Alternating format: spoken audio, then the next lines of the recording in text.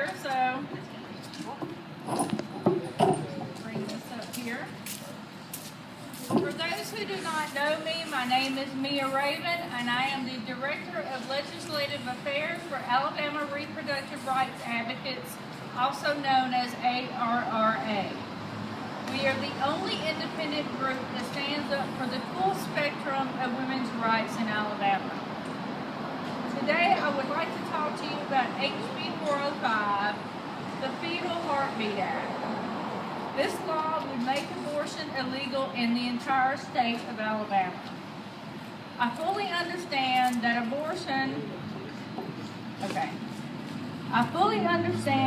abortion is a very touchy subject in this state.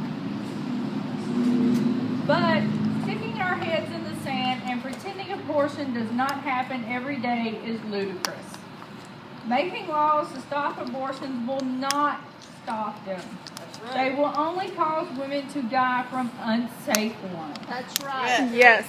This act, as written, is unconstitutional under long-standing rulings from the Supreme Court of the United States under Roe v. Wade, Doe v. Bolton, Casey v.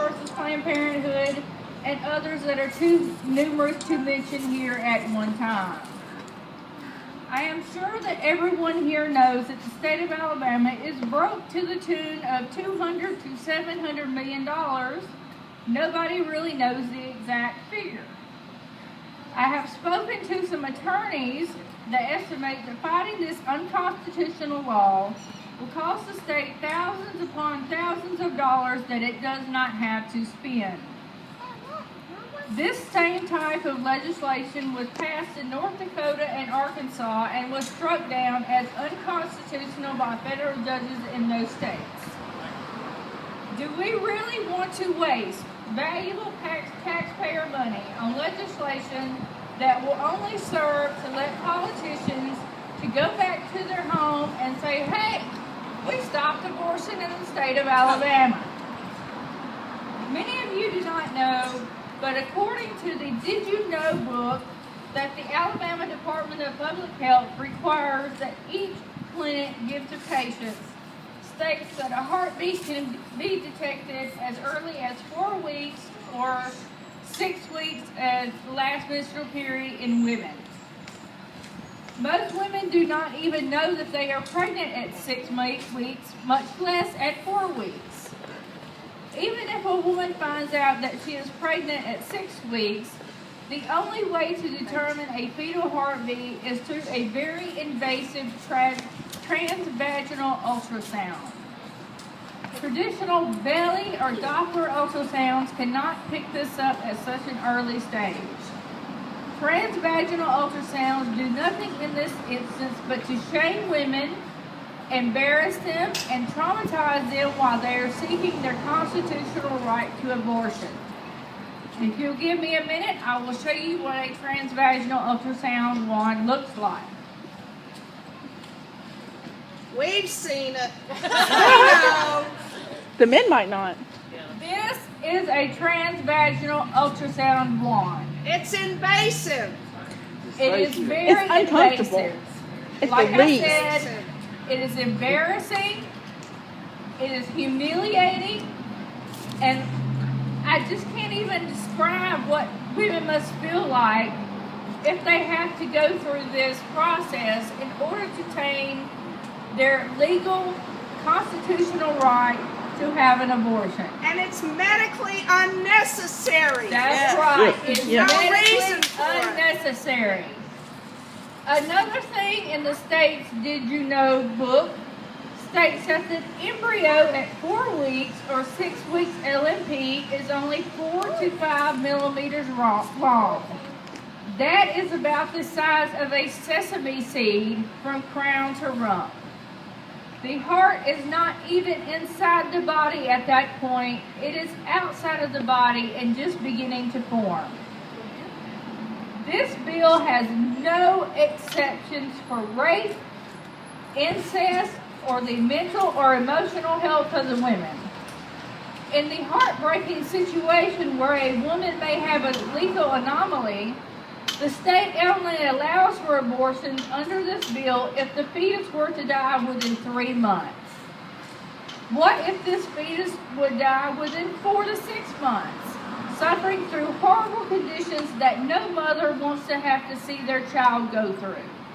With this bill, Alabama says that you should have to watch that poor infant suffer and eventually die.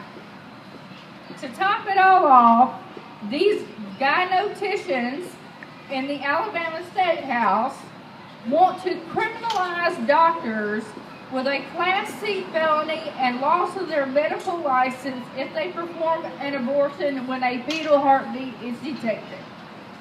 I don't know about you, but I and other women trust actual doctors over politicians who pretend to play doctors.